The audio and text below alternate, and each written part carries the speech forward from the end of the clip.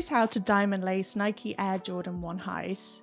Now this pattern looks a lot more complicated than it is, but I promise you it's kind of easy. Just follow along with me and pause as often as you need to. Begin by taking your lace ends and feeding them down into the two very bottom eyelets on either side. And you want to make sure you're going down into them, not up from them, if that makes sense. So down into them from above. And then pinch your two lace ends like this before you pull all those laces through. Hold them together and then go ahead, pull those laces through. What this little trick does is make sure your laces come out of equal length. If yours aren't, don't worry, just pause and make sure they're of equal length before you carry on. Then we're going to keep a hold of this lace, and what we're going to do is we're going to skip this eyelet here, and we're going to focus on the third eyelet up from the bottom on this side. So bring the lace end down into the third eyelet up from the bottom on this side, just like this. Make sure there's no twists, leaving that little one empty. Now we're going to do the same on the other side. We're going to bring it down into the third eyelet up from the bottom on this side, making sure we leave the one beneath it empty. Pull that through until you have a little X shape there. Looking good. Then we're going to keep a hold of this lace. We're going to feed it just underneath this one here. And what we're going to do is we're going to bring it up into that empty eyelet here from underneath. So just feed it under. Take a second to find it. It can be a little bit fiddly. Then we're going to pull it up through that one from underneath.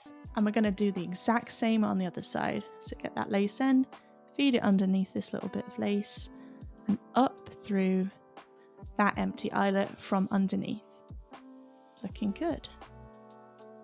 Now what we're going to do, keep a hold of this lace, and we're going to bring it over the sneaker tongue again, and down into the next eyelet up, leaving this one empty, just like we did before. So we're going to skip that one, go down into the next eyelet up from it, from above, just like this, leaving another eyelet empty. Do the same on the other side, skip this one, going down into the next eyelet up from it, from above, just like that. Swap back to this lace, and we're going to do the same thing we did. Feed the lace end down and up through that empty eyelet on the same side from underneath, just like that. And do the same on the other side. Feed the lace end down and up into that empty eyelet from underneath. Looking good. Great.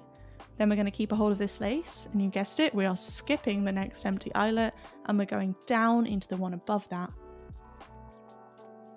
Just like this, from above, pull that through, making sure that eyelet's left empty. And we're going to do the same on the other side. Skip the eyelet, go into the one above it, just like this. And then you guessed it, swapping back to this lace, bringing it up through that empty eyelet on this side from underneath. And you can really get a sense of the pattern now we've done it a few times. Keep a hold of this eyelet, bring it up into it from underneath. Looking good. Now, something a little bit different happens at this stage. At this stage, there should be two eyelets left. What we're going to do, this time we're not going to skip an eyelet.